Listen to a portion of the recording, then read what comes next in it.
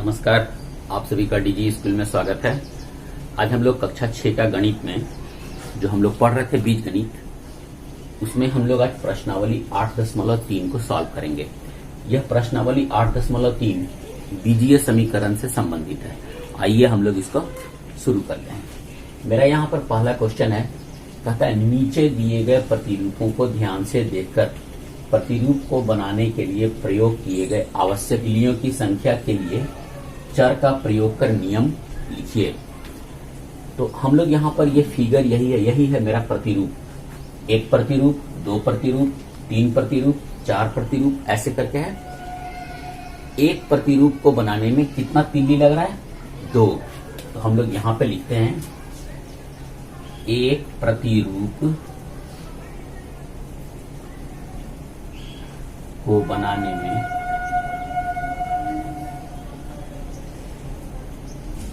तीलियों की संख्या बराबर 2।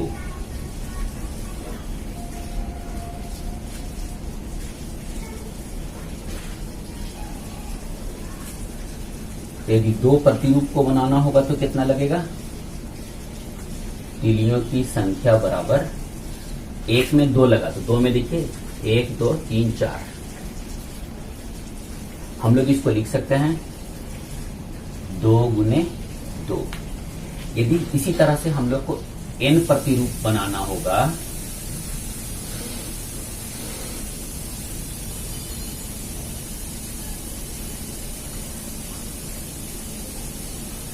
n प्रतिरूप को बनाने में तीलियों की संख्या बराबर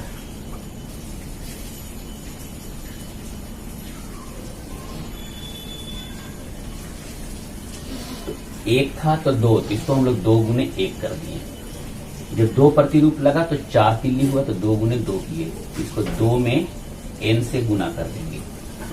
तो हमारे पास पूछा था आवश्यक तीलियों की संख्या के लिए चर का प्रयोग कर नियम लिखिए। n मेरा हो गया यहाँ पर चर जो बताता है प्रतिरूप का संख्या। यहाँ देखेंगे हम लोग, यहाँ पर था 2 तो 2 गुने 1 किए, यहाँ पर 2 है और 2 है ही तो 2 गुने 2, 1 2 3 तो 2 गुने 3 करेंगे। देखिए 2 2 4 2 6। इसी तरह से 2 1 2 3 4 तो 2 गुने 4। तो n प्रतिरूप के लिए कितना हो जाएगा? 2 गुने n। तो हमसे नियम पूछा था कि नियम लिखिए, तो क्या हो गया? तीलियों की संख्या के लिए नियम हो गया 2 × n, या हम लोग इसको 2n। क्वेश्चन नंबर 2 है, परवेज अपने छोटे भाई से 2 वर्ष बड़ा है। छोटे भाई से 2 वर्ष बड़ा है। चर का प्रयोग कर परवेज की उम्र ज्ञात करने के लिए व्यंजक प्राप्त कीजिए। हम लोग यहाँ पर परवेज के छोटा भाई का उम्र मान लेंगे। लिखते हैं माना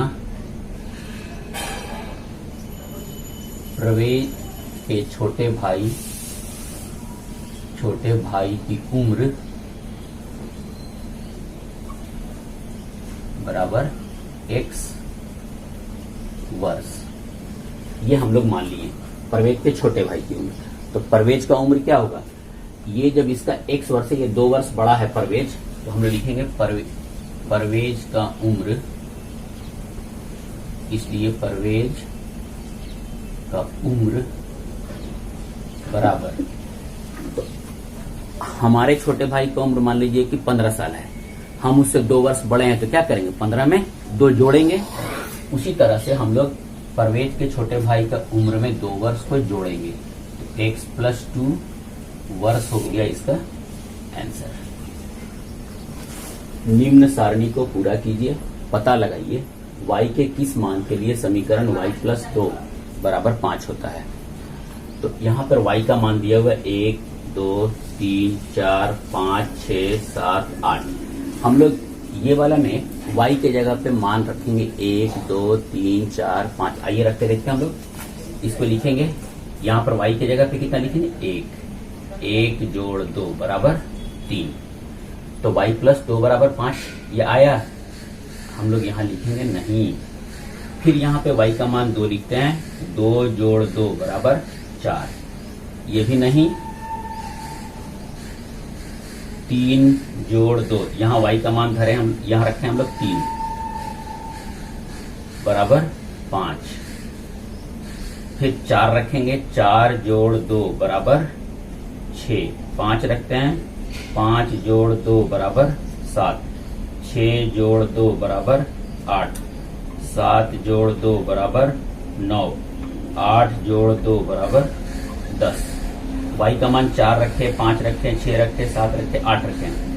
यहां पर आ गया मेरा हाँ, ये सब में आया नहीं। y बराबर देखिएगा कि 5 आया कि नहीं आया, तो यहाँ पे आया, यहाँ नहीं आया, यहाँ भी नहीं आया, यहाँ भी नहीं आया, यहाँ भी नहीं आया, यहाँ भी नहीं आया। हम लोग यदि इस सारणी को देखेंगे तो y के किस मान के लिए ये y प्लस 2 बराबर 5 आता है, तो y के किस मान के लिए है 3। तो हम लोग यहां पर लिखते हैं y बराबर 3। ठीक है, y के किस मान के लिए समीकरण इतना का वैल्यू होता है 5, तो y बराबर 3 के लिए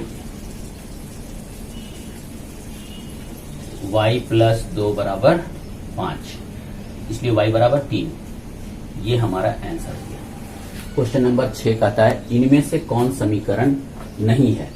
तो समीकरण के लिए क्या होना चाहिए, बायां पक्ष बराबर दायां पक्ष होना अनिवार्य है। तो जहां पर यदि बायां पक्ष और दायां पक्ष के बीच में यदि बराबर का चिन्ह है तो वो समीकरण है, यदि छोटा या बड़ा का चिन्ह है तो वो समीकरण नहीं है। तो हम लोग यहाँ पर देखेंगे ये बराबर है, इसका मतलब ये वाला समीकरण है। पूछा है कौन समीकरण नहीं है, तो ये तो है। यहाँ देखिएगा ये बायां पक्ष, ये दायां पक्ष, इसके बीच में साइन किस चीज का है, बड़ा का, तो ये समीकरण नहीं है, ये वाला नहीं है। ये 2x माइनस 10 बराबर 0, ये बायां पक्ष है और ये दायां पक्ष है, इसके बीच में बराबर का साइन है, मतलब कि ये है, ये समीकरण है। यहां देखेंगे ये बायां पक्ष है और ये दायां पक्ष है, तो 2p प्लस 1 छोटा है 5 से, तो ये समीकरण नहीं है, इसलिए कि यहाँ बायां पक्ष बराबर दायां पक्ष नहीं है। ठीक है, तो हम लोग यहाँ लिखेंगे कौन समीकरण नहीं है, तो y/4 बड़ा है 10 से, ये नहीं है, और d 2p प्लस 1 छोटा है 5 से, दोनों समीकरण नहीं हैं।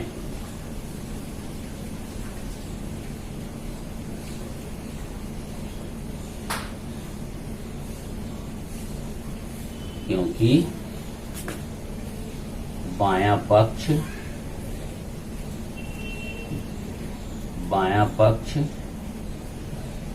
बराबर दायां पक्ष नहीं है। हो गया, समीकरण के लिए बायां पक्ष और दायां पक्ष दोनों का बराबर होना जरूरी होता है, इसीलिए ये दोनों नहीं है। यहां पर ये बड़ा है, ये छोटा है। क्वेश्चन नंबर 8 कहता है मैं एक संख्या हूं, यदि मुझसे 11 घटाएंगे तो 11 ही पाएंगे, बताइए मैं कौन हूं। तो ये जो क्वेश्चन है इसके लिए हमारे किताब में लिखा हुआ है समीकरण बनाकर हल कीजिए। तो पहले हम लोग को पहले समीकरण बनाना है। तो कहा मैं एक संख्या हूं, तो हम लोग यहां पे लिखेंगे माना संख्या हूं, तो संख्या कितना है, संख्या बराबर x, कोई चर मान लेंगे, इसलिए कि ये कहता है कोई एक संख्या हूं, तो हम लोग उसको मान सकते हैं कि संख्या क्या है मेरा x। अब प्रश्न से मुझसे 11 घटाएंगे, तो लिखते हैं हम लोग प्रश्नानुसार, ठीक है, 11 घटाएंगे किससे, मुझसे मतलब x में से, तो हम लोग लिखेंगे x घटाओ 11, मुझसे 11 घटाएंगे, मुझसे 11 घटाएंगे, यही हो गया x माइनस 11, तो 11 ही पाएंगे, मतलब बराबर 11 ही होगा।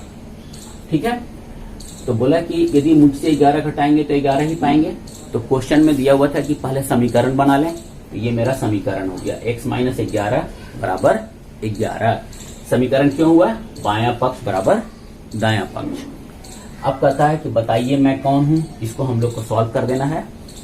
तो सॉल्व करने के लिए हम लोग देखेंगे क्या, चर को एक तरफ रखेंगे, अचर को एक तरफ करेंगे। तो चर मेरा x है, अचर ये है और ये है, तो हम लोग इसको सॉल्व करने के लिए लिखेंगे या ये माइनस 11 है, यदि इसमें प्लस 11 कर देंगे तो मेरे बाएं तरफ क्या बचेगा, दोनों ओर 11 जोड़ देते हैं हम लोग, दोनों ओर 11 जोड़ने पर, ठीक है। तो इधर भी प्लस 11 कर दिए, इधर भी प्लस 11 करेंगे, मतलब ये वाला नंबर हम दोनों तरफ में जोड़े हैं। यहां भी प्लस 11 किए, यहां भी प्लस 11 किए, कोई फर्क नहीं पड़ता है। तो ये माइनस 11 और जोड़ 11 घटने के बाद क्या हुआ, 0। तो यहां क्या बचेगा, सिर्फ x बराबर 11 जोड़ 11 कितना होता है, 22। तो पूछा था तो बताइए मैं कौन हूं, तो इसलिए संख्या कितना हो गया मेरा, हम लोग संख्या को माने थे x, इसलिए संख्या बराबर 22।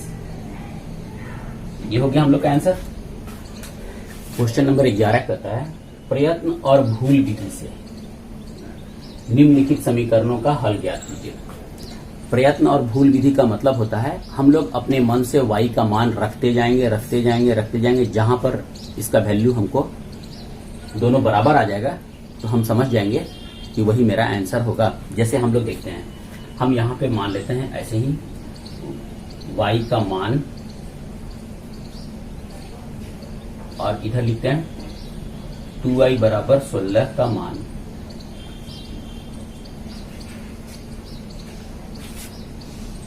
और यहां लिखेंगे 2y का मान, यहां लिखेंगे 2y बराबर 16। यहां लिखते हैं हल हां या ना। तो अब हम लोग चलते हैं, y का मान हम लोग यहां पर 1 2 3 4 5 6 7 8 9 यहां तक हम लोग इसका मान ऐसे रखेंगे। तो 2y का मतलब हो गया 2 गुने y, तो 2 गुने y का वैल्यू यहां पर हम लोग 1 रखेंगे तो कितना आएगा 2। फिर 2 गुने 2 बराबर 4, 2 गुने 3 बराबर 6, 2 गुने 4 बराबर 8, 2 गुने 5 बराबर 10, 2 गुने 6 बराबर 12, 2 गुने 7 बराबर 14 और 2 गुने 8 बराबर 16, 2 गुने 9 बराबर 18। अब हम लोग देखेंगे 2y बराबर 16 किसका हल आया, तो ये नहीं होगा,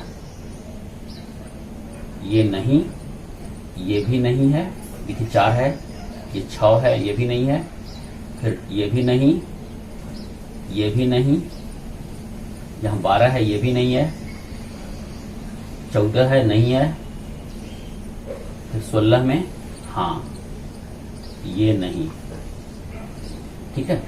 तो हम लोग यहां पर इसको लिखें, कितना का वैल्यू आया 16, 8 का।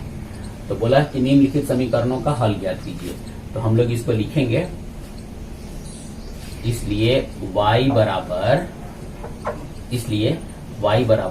8, ठीक है। तो समीकरण का हल क्या हो गया, y का मान कितना हो गया यहाँ पर 8, 2 गुने 8 बराबर 16, यहाँ पर हाँ आया था ना। तो यही है प्रयत्न और भूल विधि। हम लोग इसमें अपने मन से y का मान रखेंगे, जिस जगह पे y का मान हमारे इस समीकरण को पूरा करेगा कि बायां पक्ष बराबर दायां पक्ष होगा, वही उसका आंसर होगा। तो इसलिए y बराबर 8 आंसर। बाकी क्वेश्चन को आप बनाइएगा, यदि आपको अच्छा लगा हो तो प्लीज लाइक और शेयर जरूर कीजिएगा। यदि क्वेश्चन नहीं बनेगा तो आप मेरे कमेंट बॉक्स में लिखिएगा, हम शेष क्वेश्चन को बनाकर आपको दे देंगे। पूरा वीडियो देखने के लिए बहुत बहुत धन्यवाद।